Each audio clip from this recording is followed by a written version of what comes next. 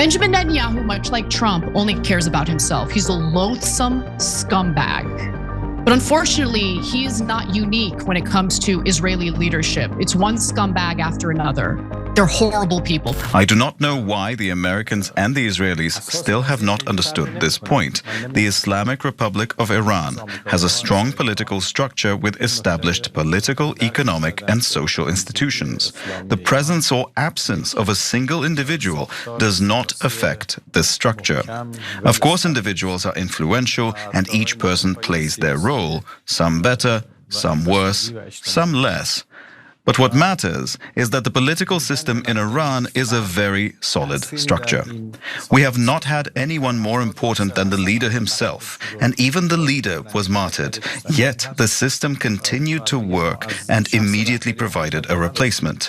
If anyone else is martyred, it will be the same. That was Iran's Foreign Minister Abbas Araghchi on Al Jazeera, responding to the various assassinations that Israel and the United States have carried out in Iran. Various members of its leadership have been killed, as we've been covering as it happens here on this show. However, Israeli officials are now encouraging Iran's citizens to rise up and overthrow their government. So far, there have been no signs of that happening. In fact, if anything, the attack on Iran has actually led to more nationalism within Iran. It turns out that countries don't like foreign powers coming in and meddling with their business. I mean, just think about yourself as an American. As much as you might hate the administration that's in charge, and I really do not like Donald Trump, as you can imagine, the idea that I would want a foreign country to come in, attack us, and meddle with our politics is ridiculous. But nonetheless, you have the Israelis trying to agitate and get Iranians to rise up. But according to a stunning report from the Washington Post, the Israelis secretly acknowledge that many of them, meaning Iranian civilians that they're agitating and encouraging to rise up, will be slaughtered for doing so. They know that, they acknowledge that, and they're calling for it anyway. In fact, Israel doesn't mind at all. So let's back up a little bit for context, okay? So Israeli Prime Minister Benjamin Netanyahu has dishonestly claimed that the Iran war is being carried out for the liberation of the Iranian people. Now, you have to be the most naive person on the planet to actually believe him when he says that. Israel has no interest in liberating anybody. Israel has an interest in expanding its borders, and the only real challenge to that in the Middle East has been Iran, both because Iran would fight them in doing so, but more importantly, Iran does fund and arm proxy groups like Hezbollah, which at this current moment is trying to defend its borders against Israel as Israel tries to annex more land. So that's the reality of the situation. Toppling the Iranian regime would make it far easier for Israel to carry out the Greater Israel Project. Now, it isn't a surprise that you are starting to hear more and more Israeli officials talk about how the next target will be Turkey, because if and when Iran falls, if and when that regime is toppled, well, what's the next powerful country that might pose a challenge to Israel in that region? Turkey. So something to keep in mind if you're still gullible enough to believe that the Israelis are doing this because they care about the liberation of the Iranian people. So now, just after this war began with Iran, Benjamin Netanyahu wrote the following on X. Let's take a quick look at this. In the coming days, we will strike thousands of targets of the terrorist regime. We will create the conditions for the brave people of Iran to free themselves from the chains of tyranny. And for this reason, I address you once again. Oh, citizens of Iran, do not miss this opportunity. This is an opportunity that comes only once in every generation. Do not sit idle because your moment will arrive soon. So again, agitating. When the protests sprung up prior to this war, you have Israelis and, by the way, US officials in American media bragging about how there's Mossad on the ground. You know, Mike Pompeo, for instance, former Secretary of State under Trump's first term, was bragging about Mossad on the ground. You had Israeli media bragging about how there's Mossad on the ground. So whenever you hear about there's 32,000 people who got slaughtered by the regime during these protests, the reason why I don't believe it is there's not a single source that, like reinforces that number. Like you can't just pull numbers out of your ass and expect people with minds to believe it. Like you want to see evidence of it.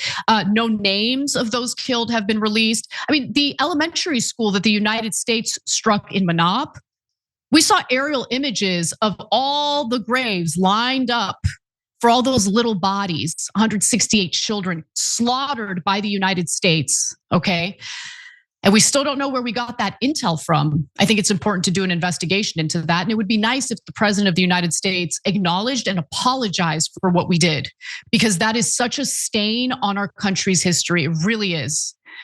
But nonetheless, I mean, I don't believe the number.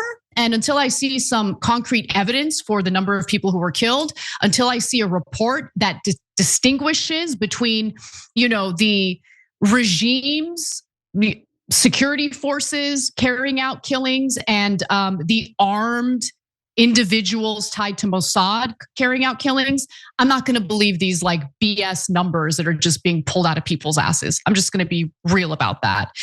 But anyway, Netanyahu doesn't even care about his own people. Look at what his own people are currently going through, because he's finally been able to fulfill a 40-year dream of his.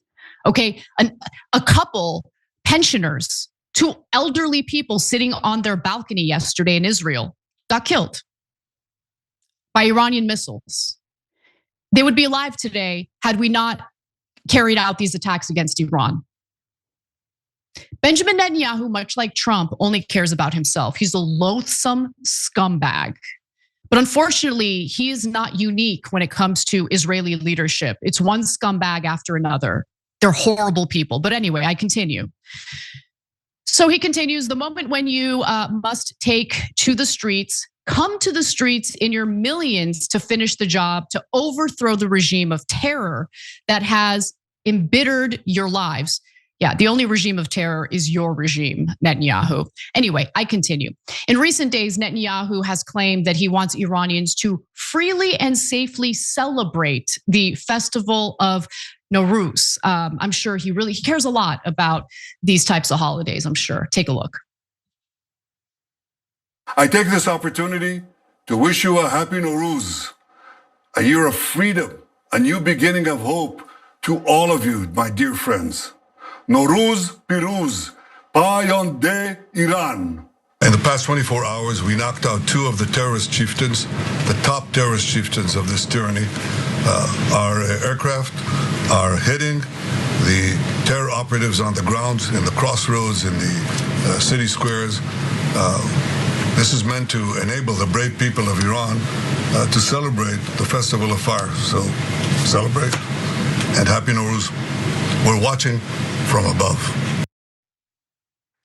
And Trump, just like a good dog for Israel would do, regurgitates the same type of messaging. So for instance, after Ayatollah Ali Khamenei was killed, Trump wrote the following on social media: "This is not only justice for the people of Iran, but for all great Americans. This is the single greatest chance for the Iranian people to take back their country." But again, there has been absolutely no signs of an uprising. If anything, this has increased nationalism in Iran. And the hollow pro-freedom messaging from Trump and Netanyahu, it just gets regurgitated by media figures who just support war against Iran. So here's a Fox News panel discussion showing you just that. And you have the people who are talking to Iranians in Iran saying, they're most afraid of the bombs stopping, because if the bombs stop, they believe the United States might be done. Absolutely. And when they have the moment to tweet, they're tweeting and saying, please don't stop. Because the worst thing that could happen to us is if you leave this regime in place, which means who is going to pay the price? We, the Iranian people, are. They're going to torture us more. They're going to kill us. They're going to throw us in prison. You've got to finish the job. They are celebrating every time a bomb goes on. Just imagine, Trace, for a moment that you'd be celebrating when you hear a bomb go off, because that is a freedom mission. It's a freedom mission for them. This is not a war. They are finally going to be free from their oppressors that have held them hostage for the past 47 years. It is rich for a Restylane-filled face in the United States sitting in a cushy studio to allege that the Iranian people are desperate to be bombed, desperate to be terrorized by the West, desperate to have the United States come in and decide, based on the advice of the Israelis, who should lead Iran. It's rich. I mean, this woman, what would she know? She knows as much about the Iranian people in Iran as Reza Pahlavi does, which is to say nothing. Now, if you genuinely believe that the Iranian people deserve liberation, then that has to happen organically, not through us dropping bombs on their homes, on their hospitals, destroying energy infrastructure, killing little children. We are opening salvo, slaughter 168 little girls at an elementary school in Manab. You think the Iranian people like that? These people are beyond evil, beyond evil. But anyway, on Piers Morgan Uncensored, myself and Cenk, by the way, have debated commentators who use very similar talking points. Goldie Gamari, who lives in Canada and was disbarred because she's unhinged, is one of the individuals spreading propaganda. Let's take a look at that. I just want to say, thank you to the United States. Thank you to Israel for everything that they're doing. We Iranians were so grateful. And I can tell you that this has been one of the most amazing weekends, not just for me, but for Iranians in occupied Iran and around the world. Okay, you live in Canada and you have no idea what's going on. Like the propaganda in like the Western world, speaking on behalf of a population of 92 million people who are being terrorized right now, from the comfort of Canada, is hilarious to me. But anyway, another talking head who claims to represent Iranians is, I kid you not, Danny Danon, the Israeli ambassador to the UN. Okay, so last week, Piers Morgan pressed him on his alleged love for the Iranians, and let's see how that went. You say you love the Iranian people. The cold, hard reality on the ground is that more Iranian civilians have now been killed in the last 8-9 days of this war than Hamas killed on October the 7th, that's according to the official figures. That doesn't sit very easily with your love of Iranian civilians. I beg to differ with you. I think the Iranian people, they cannot say it out loud, but when they look up in the sky and they see the Israeli aircraft and the US Air Force, they are grateful. They have been waiting for those moments for 47 years. They were oppressed. And today we come to unchain them, to give them the tools to rise up. Yes, it's going to be painful. Also, it's painful for us in Israel. And let me remind you that Israel wants to reinstall the Shah, right? They want a monarchist in power that they can easily manipulate and control, which is why Reza Pahlavi is their favorite to replace the IRGC. And what happened under the Shah? Were the Iranian people free? Were they liberated? Or were they living under a police state with Sabak? Okay, with secret police terrorizing them and monitoring their every move, please. Now, all of that brings us to the Washington Post piece. I know that was a lot of context, but I think it's important to know what's going on and what the different players are alleging, okay? Because according to the Washington Post, the Post, I should say, uncovered a State Department cable that was circulated by the US Embassy in Jerusalem just last Friday. Now, what did that cable say? The cable relayed an Israeli assessment that Iran's regime is not cracking and is willing to fight to the end.